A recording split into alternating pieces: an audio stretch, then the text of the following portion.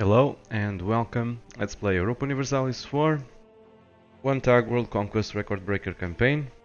So in the last episode we didn't add any comment because there was nothing special going on. So I didn't comment. I didn't made an introduction to explain that because I also didn't have time. Last Saturday I had to work unexpectedly, so for that as priority.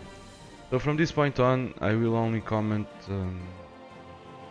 episodes or parts of episodes where something important, very important happens, like some new tricks or an idea group that I choose or some stuff like that. Stuff important. Uh, Regarding war, it's always the same. Is Carpet Siege, take the forts, Carpet Siege, demand the provinces, and so on. I already told you about several tricks, so no point commenting the same thing over and over and over again. This will allow me to upload more videos per day, and the faster I upload this series, the faster I can go back to doing what I really enjoy, which is to play the games and also comment them as I play. Are facing a huge pressure from these guys because they have an army as big as ours, combined, I mean. But they are not very smart. That's why we can kill them. From this point on, you could have an episode that starts silent, but at some point I may start commenting.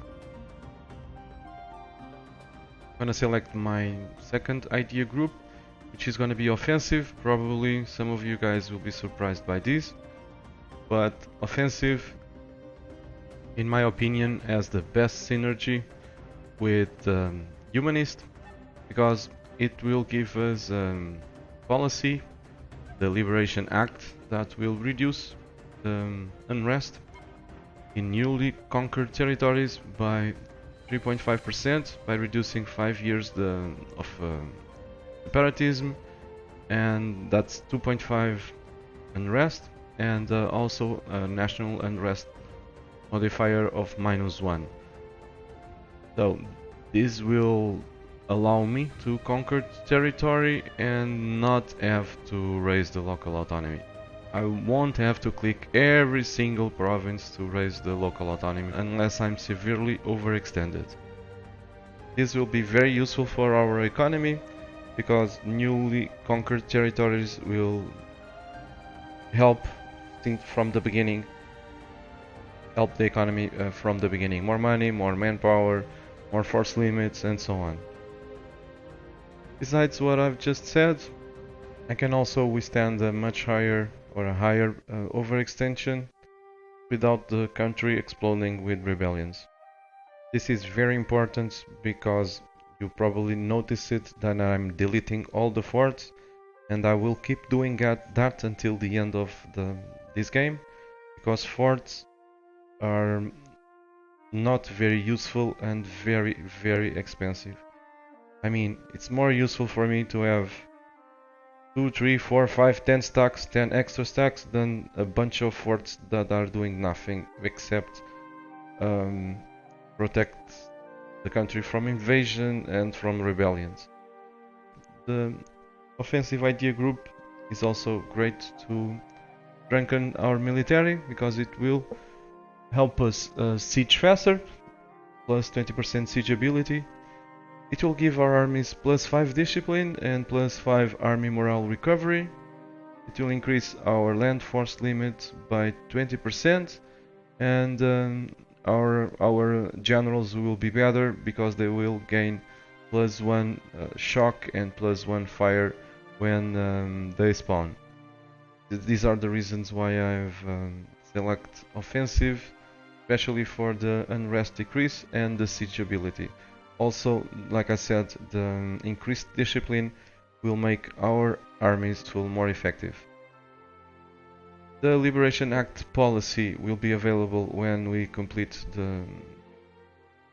this idea group, and will cost us 1 admin power per month, which is not good, but we can pay it because, like I said in the beginning, the amount of admin power needed to core the whole world,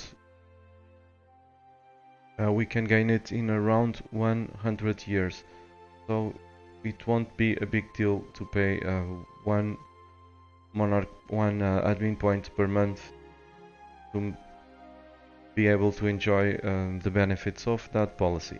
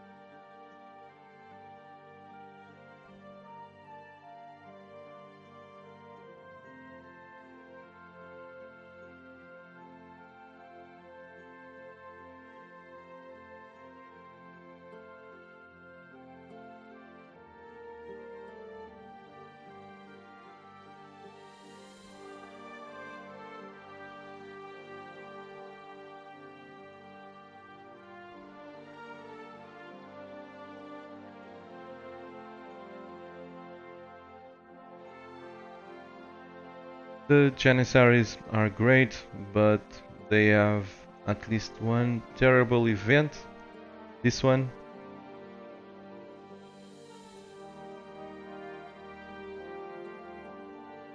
Gonna have a huge impact on the economy by reducing the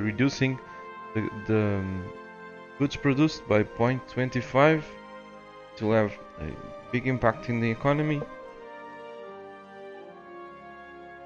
Or the alternative is to increase the national unrest by 2. Of course, I'm gonna select the goods production reduction because 2 unrest is less 40% overextension that I can withstand. So that would be that would slow me down a lot.